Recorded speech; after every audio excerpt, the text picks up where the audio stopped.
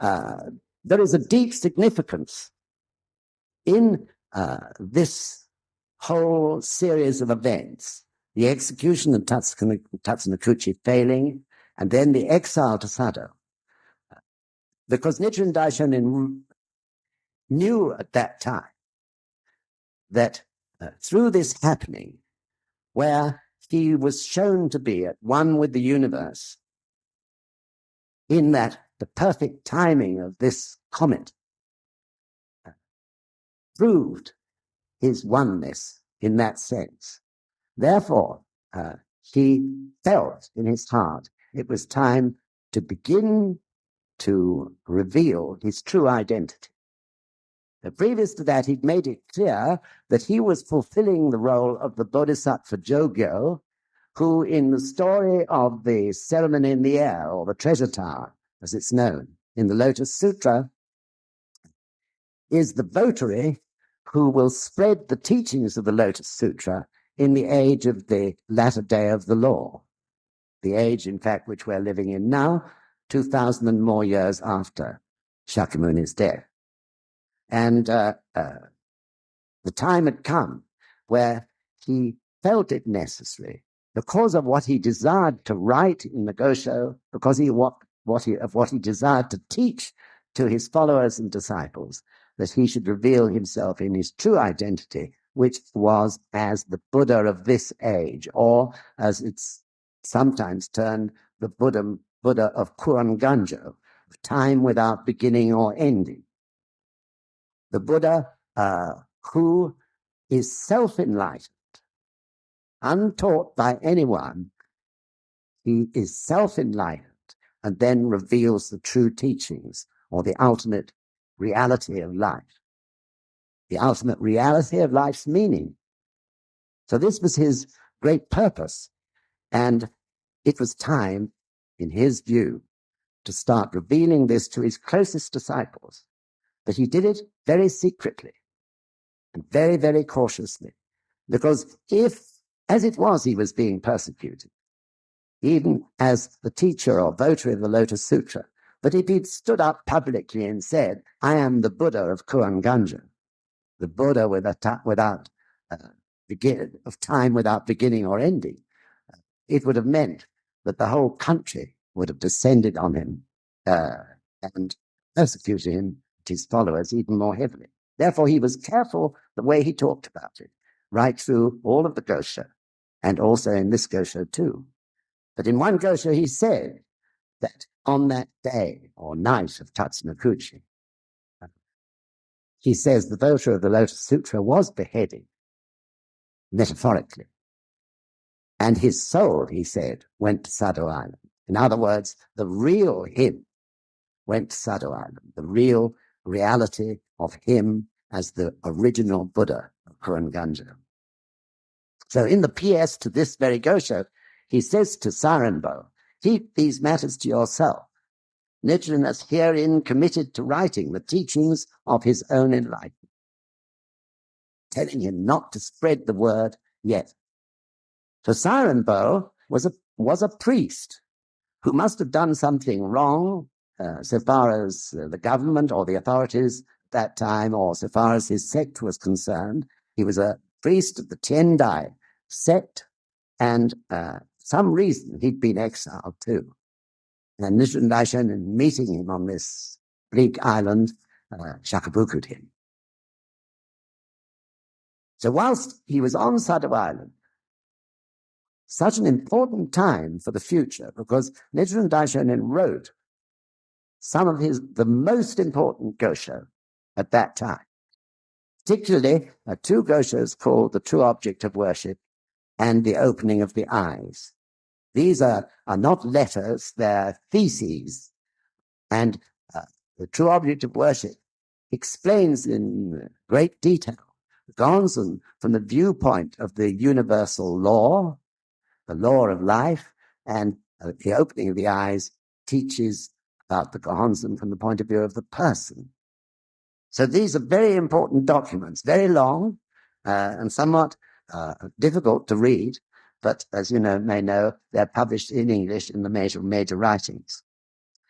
So you can see from all this activity, these two great theses and many other Gosha that he written, that his spirit was incredible, despite the privations and hardships of his style of living there.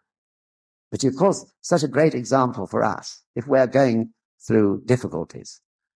We have only to think of Nichiren Daishonin and his amazing spirit, despite all these tremendous persecutions, which of course he underwent on our behalf. He was the first one. His mission was to appear in this world and be the first person to teach the existence of the law of Myoho Renge Kyo.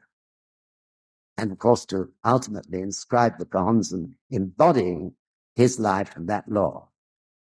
So someone has to begin everything, and that was his task. So of course, he took the full weight of the negative force of life on himself in doing that. Some of you in this hall were the first to start practicing in a town or in a city, and you know well what I mean. Because at the beginning, I know that it's like wading through glue to practice. Because Myoho Renge Kyo has not yet saturated that particular piece of land. I can see some of you nodding your heads and smiling. And it's really hard. So from that, you can even guess something of what Nichiren Daishonin faced against this colossally powerful negative force, which desired, of course, nothing else but to impede his progress. Because what he was doing was of such importance to the future of this world. So, like all Gosha, this particular one is divided into 3 sections. One is known as preparation, the other is known as revelation, and the third is known as transmission. It's not shown on your paper, but all Buddhas have taught in this sequence of preparation, revelation, and transmission. This is worth knowing. You'll find in every Buddhist teaching, before Nichiren Daishonin's time in the sutras, and also in his Gosha, that he follows this always. So it is in fact the key, isn't it, to clear communication. First, you prepare those who are going to read it or listen to it, so that they're, as it were, orientated in the right direction, facing the right way, sort of being prepared for what they're going to hear, bringing them up to date, setting the scene, if you like. And then after that, the revelation. What is the major point that is to be revealed in this teaching? And that is followed by transmission. How this revelation can be passed on to others in the future. So this is the most perfect way of communication. We often find ourselves confusing people because we don't prepare first the person who we want to listen. So they're saying, what? I don't see what you're getting at. Well, preparation is crucial. Then they can totally absorb what is coming. And of course, transmission is vital if whatever is to be taught or declared is to be passed on to future generations. So we begin with preparation. And if you like to look at your copy of the Gosha there, John Gill is going to start reading. So first, we'll read right through as an opening the first 2 paragraphs. Off you go, John. Question. In the Hoben chapter of Volume 1 of the Lotus Sutra is the passage, "The true entity of all phenomena can only be understood and shared between Buddhas. This reality consists of the appearance, nature, and their consistency from beginning to end." What does this passage mean? Answer. It means that all beings and their environments in any of the 10 worlds, from hell at the lowest to Buddhahood at the highest, are without exception the manifestations of Myoho Renge Kyo. Where there is an environment, there is life within it. Myoho states, both life, Shoho, and its environment, Eo, always manifest Myoho Renge Kyo. He also states, the true entity is invariably revealed in all phenomena, and all phenomena invariably possess the 10 factors. The 10 factors invariably function within the 10 worlds, and the 10 worlds invariably entail both life and its environment. And both the life and environment of hell exist within the life of Buddha. On the other hand, the life and environment of Buddha do not transcend the lives of common mortals. Such precise explanations leave no room for doubt. Thus, all life in the universe is clearly Myoho Renge Kyo. Even the two Buddhas, Shakyamuni and Taoho, are the functions of Myoho Renge Kyo, who appeared to bestow its blessing upon mankind.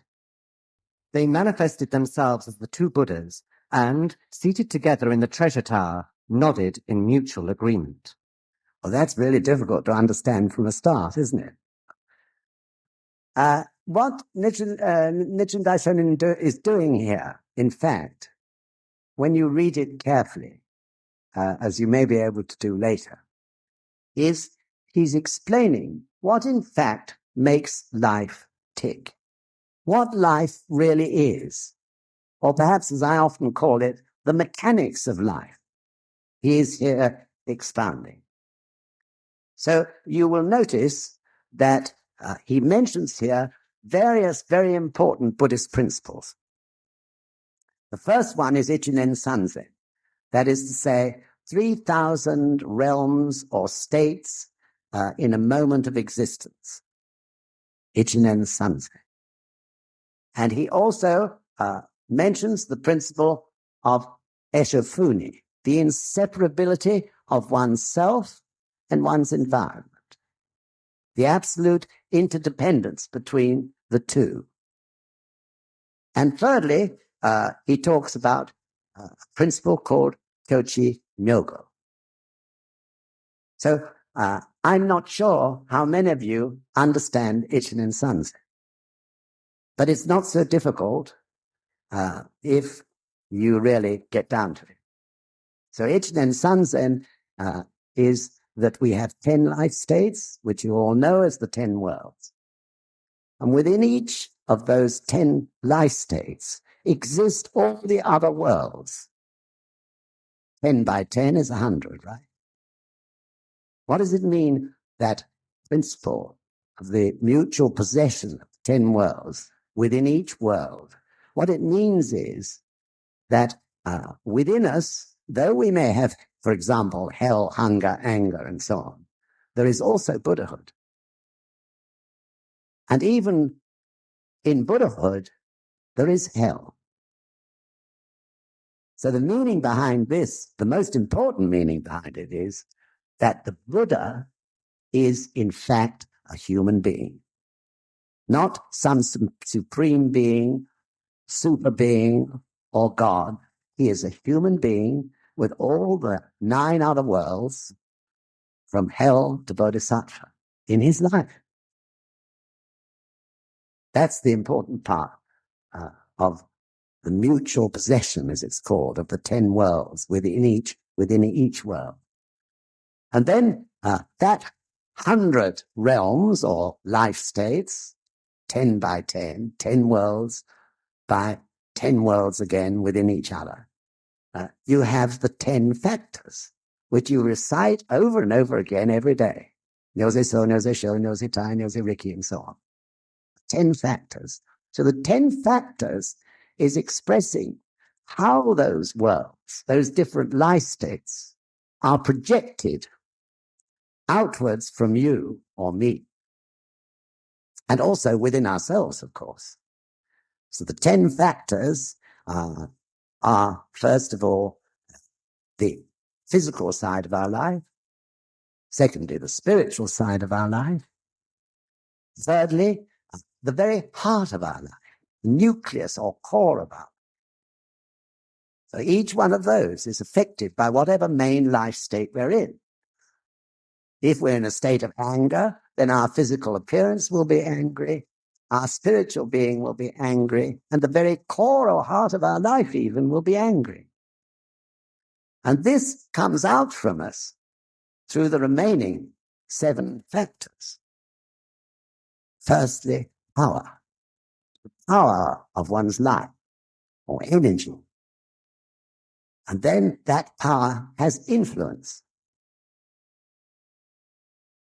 And then through that influence, you create an inherent cause, which turns into an actual cause, an external cause, if you like, which in turn creates an effect which is deep in one's life and ultimately appears as an effect on the surface of your life. And this is all happening with absolute consistency from beginning to end. So you say, no this, oh, no this, oh, no this, I know the Ricky. This is what I'm talking about, those 10 factors. And you end with Honmaku Kyoto. Honmaku Kyoto with absolute consistency from beginning to end. In other words, the whole of your life is expressing whatever life state you're in at any given moment. So that's a bit alarming if you're in the state of anger or greed, and pretty tragic if you're in the state of hell. But if you're in the state of Buddhahood, how incredible that is. Of course, we can't see it. We find it hard to believe. But in fact, when you chant Myoho Renge Kyo in the state of Buddhahood, the Gosho teaches us, we are expressing that Buddhahood in an unseen way, in all those different ways. And this, of course, out into our environment. And this is why we get benefit, both inconspicuous as well as conspicuous. And then finally, where have we got to? 10 by 100, right? That's 1,000. And then finally, as I've said, you express this state of life in 3 different realms. The first is yourself, your inner life. The second is in society that surrounds you. And the third is the land on which you live your life. Those are the 3,000 realms in a moment of existence. In a moment, you can change from anger to rapture, for example. In that moment, you can express totally, with such power, these different life states. And of course, it's through the proof of practice, benefits that we gain from it, that we begin to realize, or have some realization anyway, of the extraordinary power of each one of our lives. And the power behind it all, of course, is, in terms of that 10th world of Buddhahood, Myoho Renge Kyo. Myoho Renge Kyo is at the heart of these 3,000 states of life in any moment, if you wish it to be so. And this is the importance of regular practice, of Gongyo and Daimoku. Gongyo, the preparation to chant the cleanest, most perfect, most pure, most strong, most wonderful Daimoku. That is why Nichiren Daishonin, at the end of this very Gosho, explains the practice in those terms. So even that brief little understanding has to be enough for today. But I hope you'll be able to ponder on it and think about it, because it's such an incredible theory, which we then prove more and more is actually working in our own life. So Kyochi Myogo, which I mentioned, is not actually stated there, of course, but that is represented by the 2 Buddhas seated together in the treasure tower. Well, the Gohonzon is in like a diagram of the treasure tower of one's own life. Nichiren Daishonin wrote to one of his disciples called a Butsubo and said, because a Butsubo was saying, are you really saying that my life is like the Gohonzon? Nichiren Daishonin wrote back saying, a Butsubo is the treasure tower, and the treasure tower is a Butsubo. You and me and everyone has that life within them. Of course, it's the life in the state of Buddhahood. In other words, we are the Gohonzon. What Nichiren Daishonin inscribed was to help us to understand that. So even if we have no Gohonzon in these present times, still you will gain benefit. Though, of course, it's great to have the Gohonzon, and it's a great aid to one. But if you can't have the Gohonzon for the time being, then because Myoho Renge Kyo is a natural law, it compensates. If Gohonzons were available and you said, oh, I don't think I want one of those, then that wouldn't be a very good cause to me.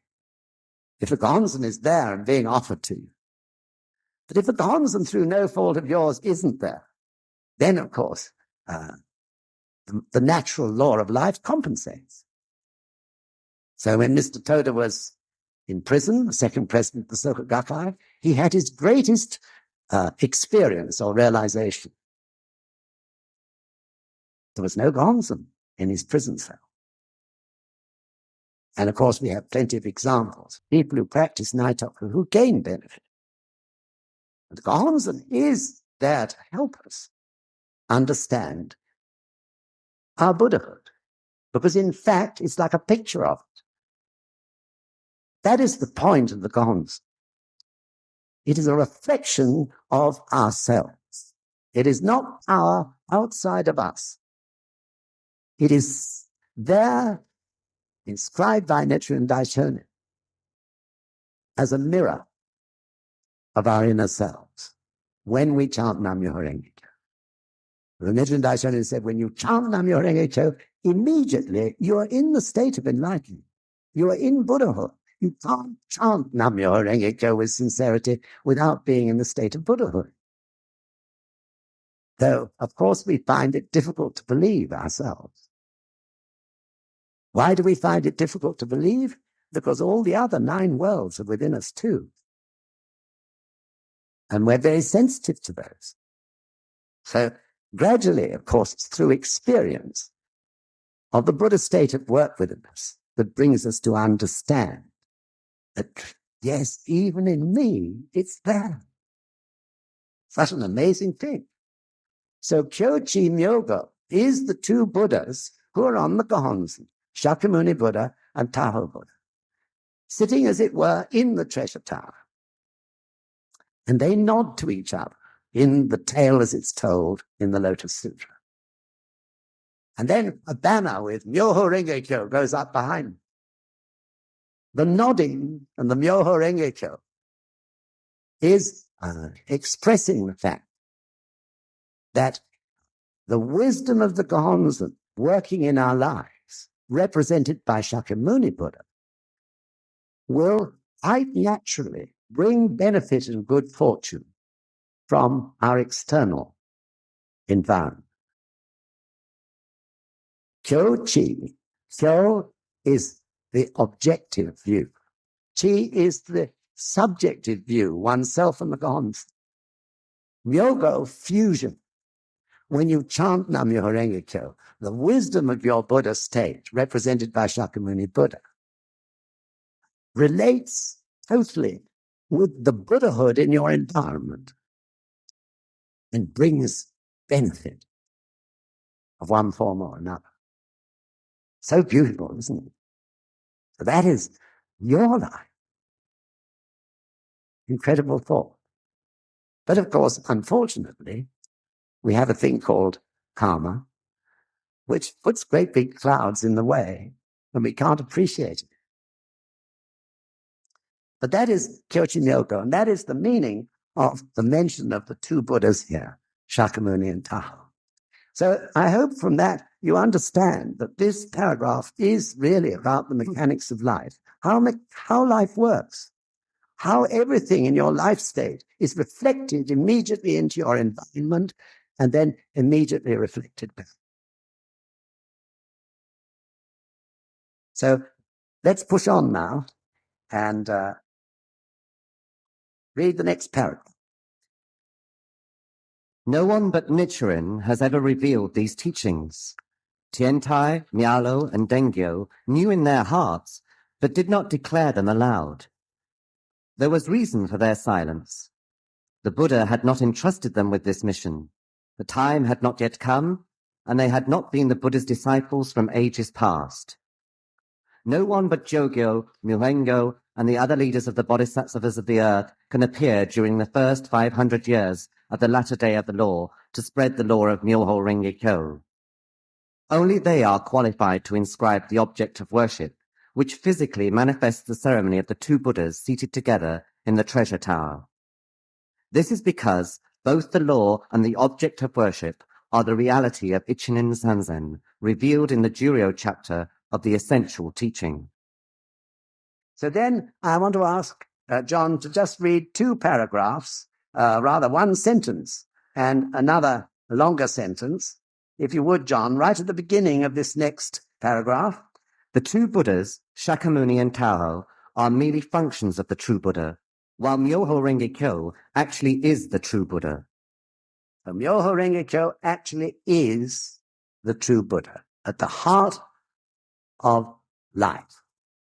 And then the last few lines of the next paragraph after that, beginning, here the true Buddha. Here the true Buddha is the common mortal, whereas provisional Buddhas means the Buddha. Nevertheless, there is a clear distinction between a Buddha and a common mortal, in that a common mortal is deluded, while a Buddha is enlightened. The common mortal fails to realize that he himself possesses both the entity and the function of the Buddha's three properties. What an astonishing statement.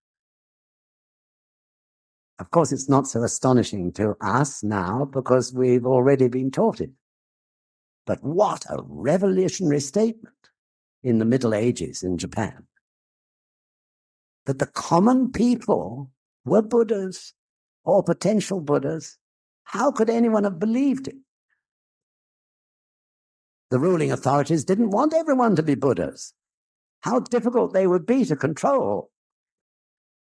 This is why this colossal persecution descended on Nichiren Daishonin. Astonishing, revolutionary teaching. It's even revolutionary to this day. There are many other sects of Buddhism. They can't believe this to this day.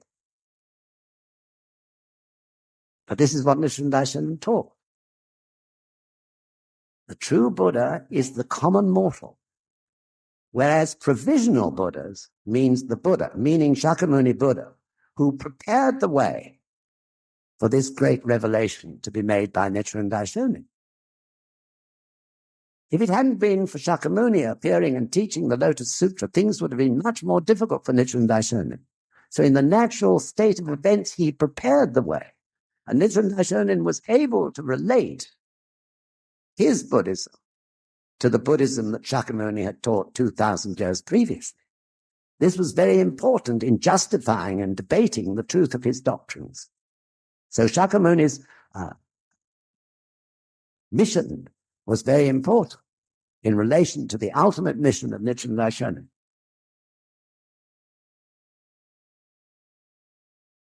So everyone has Buddhahood within them. They just have to work on it to reveal it. What a wonderful thing. This is the meaning of Kosen Rufu. That more and more people can reveal their Buddhahood. This is such an amazing aim or target, isn't it? 20 years ago, we could never have had this gathering, for instance, in this hall. Bodhisattvas of the earth are appearing more and more. So moving, isn't it? At least it's moving for me.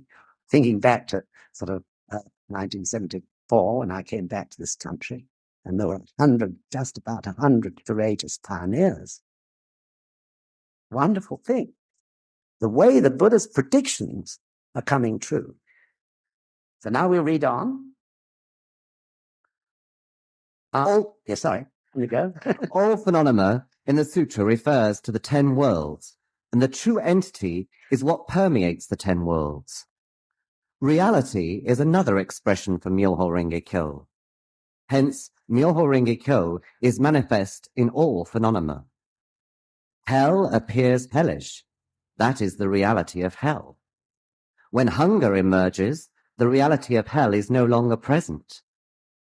A Buddha exhibits the reality of a Buddha, and a common mortal that of a common mortal. All phenomena are themselves manifestations of Myoho Renge Kyo. This is the meaning of all phenomena reveal the true entity. Tiantai states, the profound principle of true entity is the original law of Myoho Renge Kyo, thus identifying the phrase true entity with the theoretical teaching and the original law of Myoho Renge Kyo with the essential teaching. You should ponder this passage deep in your heart. So why does Nichiren Daishonin say we should ponder this passage deep in our hearts? It's because this is the nub of things, if you like. The fact that the true entity of our lives, no matter how much we may be going through difficulties, no matter how rotten we feel we are, no matter how much we may regret things we've done in the past, nothing stands in the way of the fact that Nam-myoho Renge Kyo, or Myoho Renge Kyo as it's described here, is deep within the lives of every single one of us. So you can follow from that guilt is ridiculous. Perhaps this was the greatest joy that I discovered when I was learning about this practice. Guilt is purposeless. Once you begin to understand this, what is the use of guilt? Ridiculous. What matters is that we work at things and discover the true entity of our lives through the actual proof, which Nichiren Daishonin promised we would definitely have. Then guilt goes out of the window. So many people in the Western world suffered so dreadfully from guilt deep in their lives. They may not acknowledge it openly, but it's going on there like an insipid, horrible poison. This is an awful thing. What matters is today and tomorrow and the next day. What messes we made of things in the past have happened. What on earth can we do about them? They're gone. There may be the effects from them still, but they're gone. We shape the future. This is what Nichiren Daishonin's Buddhism is about. In the third prayer of Gongyo, we thank and praise the Buddha of Honinmyo. Honinmyo meaning the now, not the past. Oh, I failed that exam, so I'll never be able to be a so-and-so doctor or teacher, whatever it was. Ridiculous. Go for it again. That's what Nichiren Daishonin is saying. But this time, go for it, chanting Nam-myoho Renge Kyo. Everything is a new beginning. Whatever is past is past. We can't change it. This is such a wonderful thing. Okay, so now, rather than reading through in detail, we have to, because of time, move to just passages. And the first one is 2 paragraphs on. After that, it says, Nichiren alone began. Nichiren alone began to carry out the task of the bodhisattvas of the earth. He may even be one of them. If Nichiren should be a bodhisattva of the earth, then so must his disciples. The Hoshi chapter states, if there is someone, whether man or woman, who secretly teaches to one person even a single phrase of the Lotus Sutra, let it be known that he is the envoy of the Buddha, sent to carry out the Buddha's works. Who else but us can this possibly refer to? Speaking to you and I. Who else but us? Every member of Soka Gakkai International who chants Myoho Renge Kyo and sincerely tries to practice, and who spreads the teachings of Nichiren Buddhism, is embraced by this paragraph. Every member of the Soka Gakkai International throughout the world is a bodhisattva of the earth. Prediction which is contained in the Lotus Sutra, taught by Shakyamuni so long ago, more than 3,000 years or so ago. Again, in this analogy of the treasure tower, the Buddha asks, Shakyamuni Buddha asks, sitting next to Tahoe, you remember, in the treasure tower. He looks out, his disciples are all gathered round, and he said, who is going to teach this great law in the age of the latter day of the law? And everyone puts up their hands and says, and he said, no, I'm sorry. That's not your mission. These are the people who will teach it in the latter day of the law. And at that moment, tens of thousands of human beings, ordinary human beings, appear out of the earth. As many, the Lotus Sutra says, as the sands of 10,000 Ganges rivers. Of course, that's not a mathematical calculation. It just means an awful lot of people. And Shakyamuni said, these are the people who will spread the great pure law in the age of Myoho. You all. And me. Incredible. So the whole of SGI are bodhisattvas, yeah. First to appear in this world, round about 20 million at the moment. So even High Priest Nichiren, in his New Year message, this very year, when behind the scenes he was plotting to destroy the Soka Gakkai, in his New Year message, he called the Soka Gakkai a mystic organization. The whole problem that we face at this moment, in this very important time, was precipitated by the appearance of the Soka Gakkai, the appearance of bodhisattvas of the earth, ordinary human beings, pure in their approach to faith, sincerely wishing to practice as best they can, desiring to spread the teaching to their friends and their parents and so on. With pure leaders, Mr. Makiguchi, so courageous and so very pure in his faith, strict in the way he taught. Mr. Toda, also passionately determined, pure in faith. So what was shown up, of course, was the comparison between these pure, dedicated people and the priesthood. The priesthood who had existed for 700 years or so, and who had been corrupted by the whole influence of history in Japan. So I just learned the other day that the characters in Japanese for temple means something like official office or government office, literally, in their literal sense. It's extraordinary, isn't it? So, in other words, the temple became, under the shoguns, the office of the local agent of the government, of the ruling authority. And who was that agent? No one else but the Buddhist priest.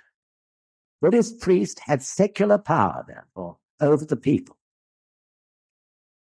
So he not only conducted the ceremonies, funerals, weddings and all the rest.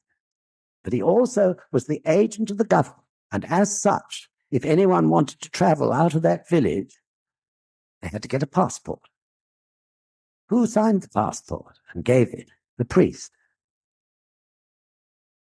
Also, the priest, as the government agent, was always required to report to the shogun any trouble accruing, any bad behavior.